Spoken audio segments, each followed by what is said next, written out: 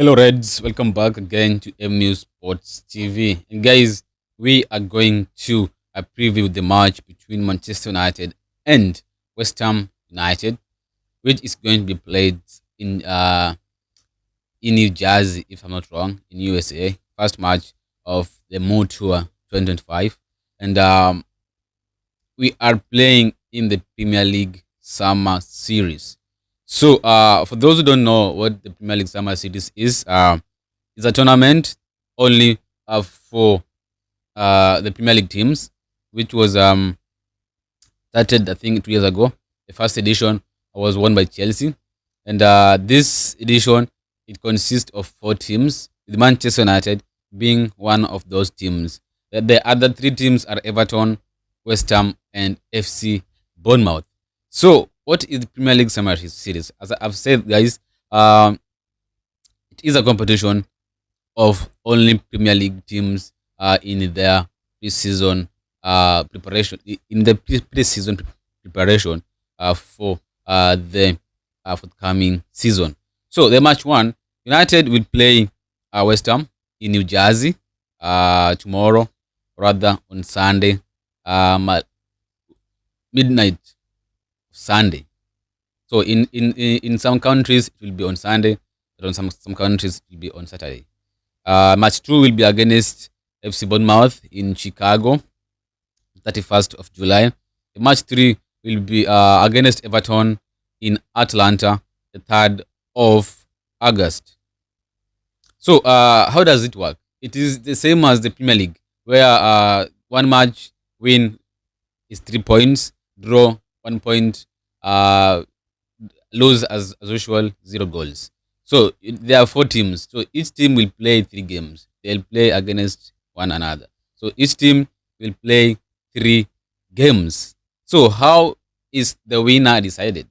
So the winner is decided by the team who has many points, who has garnered many points. So the maximum points a team can garner is 9 points, because we play Bournemouth, West Ham, and Everton. So those are 3 games. Times 3 is 9. So the most points or the maximum point each team can garner is 9 points. So if the team that will garner the most point will win the second edition of the Premier League Summer Series. But if there's ties, it's the same way. It is always being decided.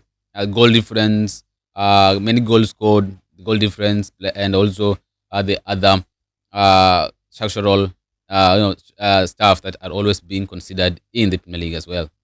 I think playing in the Premier League Summer Series is way much better than playing the likes of I don't know the Miami teams, the USA teams, and other teams, because we are competing in the Premier League, and it is always nice to come against your future opponents in the league. So as far as we are concerned, this competition is good because we are playing Everton.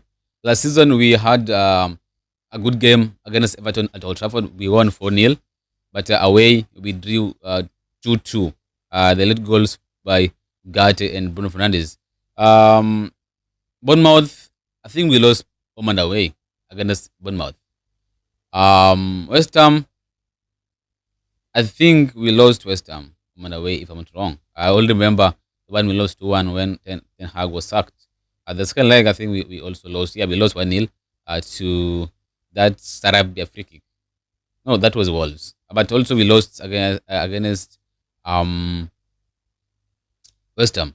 If it's not Bowen's goal, we lost against West Ham home and away as well. So it gives us a chance to know how we can tackle them in the league. So by starting to know them earlier in the preseason, so it is a good outing, and I hope the team will perform much better than what we saw against Leeds on over the weekend. Leeds is also our is also back in the Premier League, so it is also a team where we will face twice in the league next season. So guys, that is the Premier League Summer Series. For those who doesn't know, Chelsea won the first edition in 2023. The second edition now is Manchester United up against Everton, West Ham, and Bournemouth, and we need to start winning now. We can't just lose game because it is preseason, because winning these games gives us the morale to go strong in next season. Because tell you what, our first 5 matches is a tricky.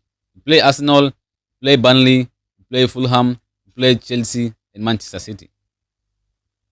Very tricky fixtures, and we need to be uh, ready for it.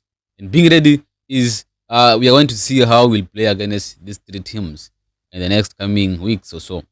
So we need to strengthen the team. Ineos needs to do something in terms of signing a striker and also a midfielder as well as a goalkeeper, because without those three signings, it is going to be one of the most difficult season. Even last season will be uh, considered the best. So guys, yeah, I'm excited for tomorrow's match. Not only because we are playing football, but I'm really eager to see how things are gonna turn out tomorrow, or on Sunday, early Sunday. Uh, I'm really hoping that Ruben Amorim will start Cunha, Mbeumo, and Bruno Fernandes all together in the first half or in the second half. But I just need them to build that chemistry as early as now. That chemistry needs to be built now. That is why there's a pre-season. So that chemistry, for it to be built, it just needs to it just needs to start them together. So I'm waiting for Brandon Mbeumo's debut. I We already saw or watched Mateus Cunha have his debut, also Diego Leon against Leeds. It was really impressive.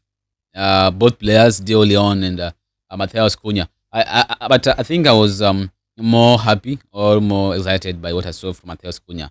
For Diego Leon, his first game in English soil, so I think it needs time. But he is a good player. When given time, he can be one of the best left wing backs in our team. So I'm really happy and buzzing for Diego Leon. For Mateus Cunha, he was really electric. Yeah, he was driving that. That we really missed that. We really missed what we saw.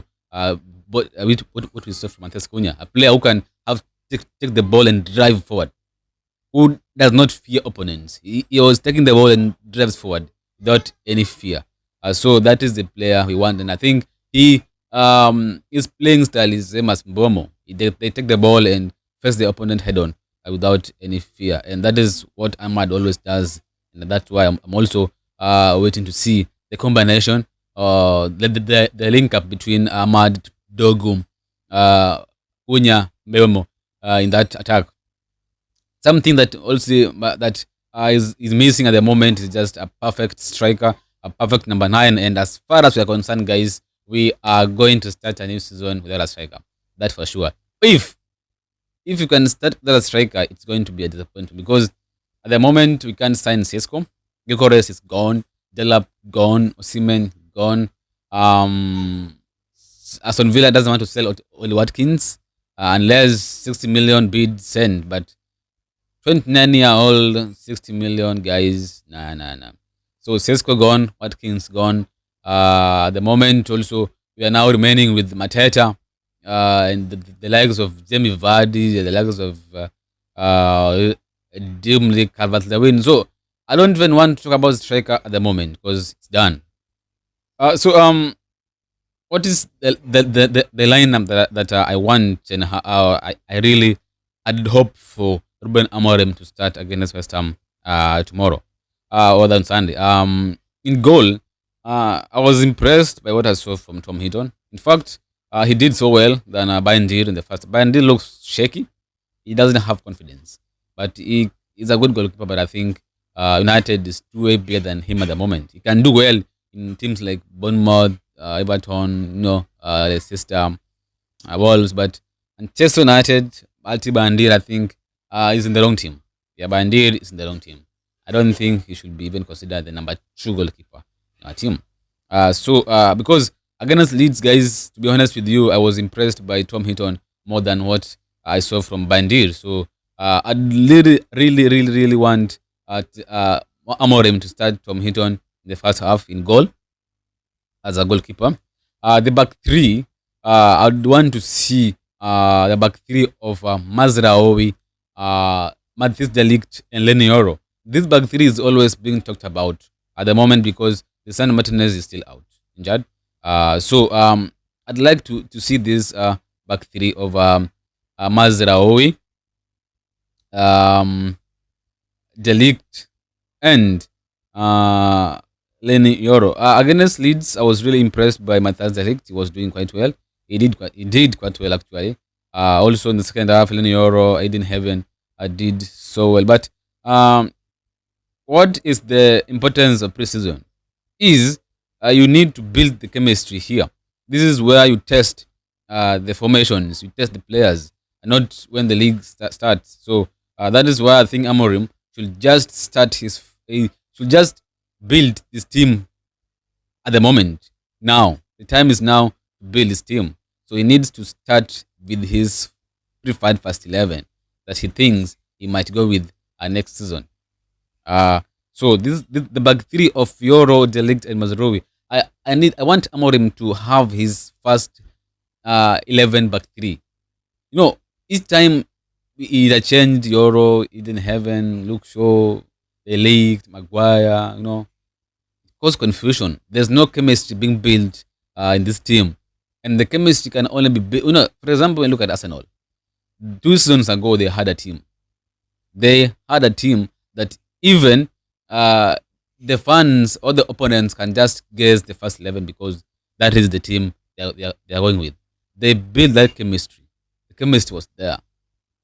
So this chemistry can only be built when this team starts together, and the time is now. That's why I'm really interested to see how Amorim will go out tomorrow. But I'd really be happy if he start building the chemistry now by starting Euro, the League, and Mazraoui. Try this. If it doesn't work, just try something else. Maybe start Euro, the League, and even just do it until it clicks. And when it clicks, that is your back three. You need to have a first 11 back three. Yeah, the one that we know is capable of stopping the likes of Haaland, the likes of Isaac, the likes of Gyökeres now, the likes of Dao Pedro, Delap, the likes of Watkins, Villa. You know, this is what we want. Um, the wing backs, I think Amad Diallo is officially left, rather a right wing back. With the arrival of Brian Mbumo, it is officially confirmed that Amad Diallo will be 80% playing in the right wing back positions. This means Diego Dalot, I don't think he will get much time next season play. Maybe the Carabao, the FA Cup. But the right wing back, I think Amad Diallo. Last season he played there. Some games and he did quite well. I think he recorded most goal and assists while playing as a right wing back than while playing as a right midfielder. So Amad Diallo as a right wing back tomorrow. Left wing back, I want Patrick Dogo to start there because he's likely that he's our first choice left wing back. That's why I want him to start tomorrow. We saw Diego Leon in the first half against Leeds, did well with Ari Amas going out on loan. Luke Shaw, I don't want to see Luke Shaw there. Dogu to start as our left wing back tomorrow against Leeds in against West Ham. In midfield, I want Ugarte to start. I don't know. I have a feeling that this is the season of Manuel Ugarte to stamp his authority in this team. When I see now fans already giving up on Ugarte after just a season, it's quite sad because at the moment when if I compare him, if I see Mosek Caicedo of Chelsea, he's now one of the best CDMs in the Premier League, and last season was his second season, if I'm not wrong. He was wonderful. But remember, in his first season with Chelsea, he was poor. So why should we give up on Ugarte after just one season? Tell me, guys. So I really want Manuel Ugarte to be given time. needs to play. There's no way we are playing Casemiro ahead of Ugarte, guys. That's just unfair. Casemiro is good, but to be honest with you, his days are behind him as we speak, and he shouldn't be playing more than 60 minutes a game, as far as I'm concerned. So I really want Ugarte to start tomorrow in midfield as a number six, alongside Bruno Fernandes. With all due respect, Bruno Fernandes is not a central midfielder. Bruno Fernandes is not a CDM. Bruno Fernandes is an attacking midfielder. But due to our situation at the moment, tomorrow, I want Bruno Fernandes to start alongside Ugarte in that midfield too in our team. But with due respect, this kind of midfield can't get us anywhere special. Yeah, that's the harsh truth. Let's just not deceive ourselves. The midfield consisting of Bruno Fernandes, that deep midfield, the two midfielders needs to be very important in this formation. The two midfielders are very, very important in this formation. And Bruno Fernandes is not a CM. He is an attacking midfielder. And sometimes Bruno Fernandes is slow. And that role doesn't fit him as a player of his caliber. He's not a CM. He's an attacking midfielder. He has his eyes on the goal, on the opponent's goal, not on their goal, on their own goal. So Bruno Fernandes as a pivot too won't just work, and we need to understand that's why we need to sign a midfielder. We need to sign an attacking and a defensive midfielder. But for tomorrow, I want to see Fernandes alongside Manuel Ugarte in that midfield too. Right, the two wide midfielders. That is attacking midfielder. That is a left wing, or rather left midfielder and right midfielder. Right, left midfielder is none other than Mateus Cunha. Yeah, he played there against.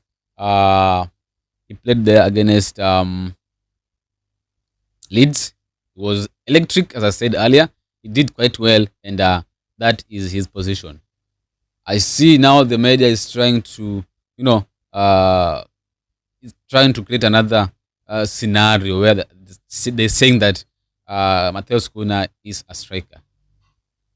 How? With all due respect, the English media, can't you just trend without mentioning the name Manchester United in your posts?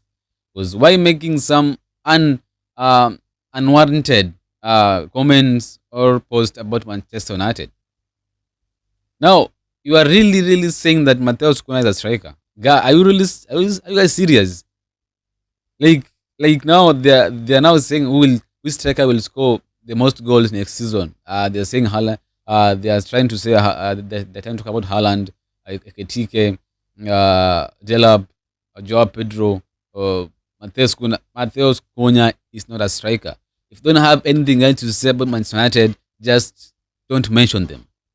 Don't mention us, because why are you mentioning Mateus Cunha as a striker? Mateus Cunha is a midfielder, and we all know that. So let's not start deceiving ourselves just because you want to trend, you want the likes and the comments. You're just mentioning United anyhow. The way the media has always been doing. Right now, they'll be all over Manchester United. Everything Rashford will do at Barcelona, every pass, every assist, every goal, every moment Rashford will do positively at Barcelona, they will be saying it while criticizing Manchester United. They did the same with Anthony at Betis. Now, Anthony doesn't have any club at the moment. With all the hype the English media gave him at Betis, until now, no club is coming for him. Same situation with Sancho at Chelsea. At the moment, no club coming for him. So the media, respect yourself.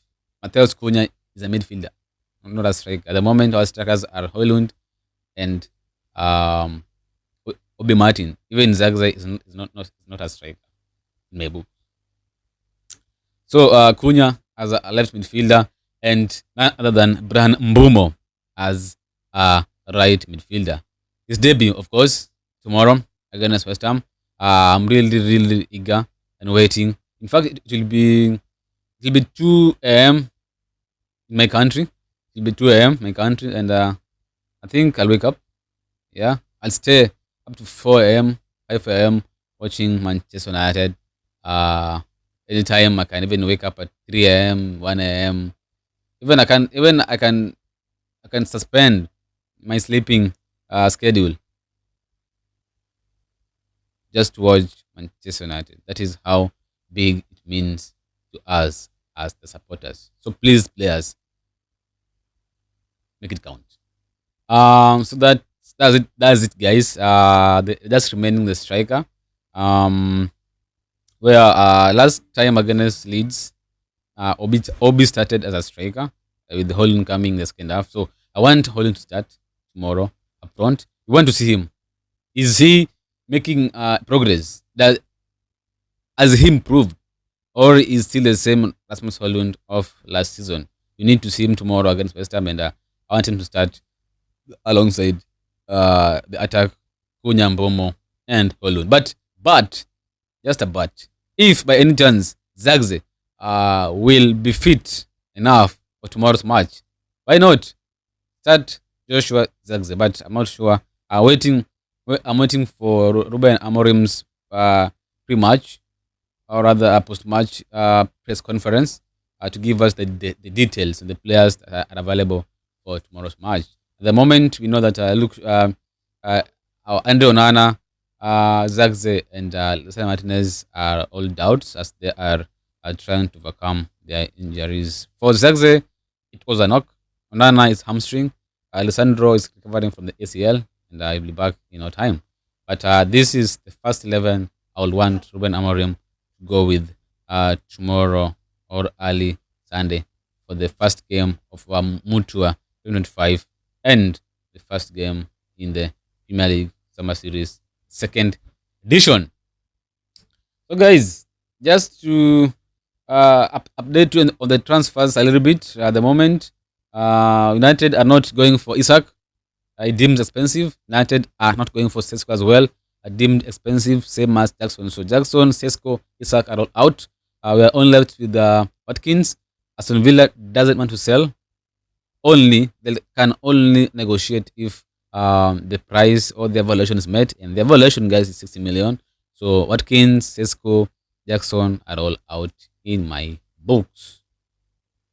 Now, Mateta, Evan Nelson, Rodrigo Muniz, Jamie Vardy, Dominic Calvert-Lewin, Suzan Vlahovic, Alexandra Mitrovic, Moiskin, some of the strikers, Colomani, Goncalo Ramos, some of the strikers that are left in the market. Which one do you think United should go for? The long future, for the long term future, or for the short time? So as a long term solution or as a short time solution? Tell me what you think in the comment section below. Thanks for watching, guys.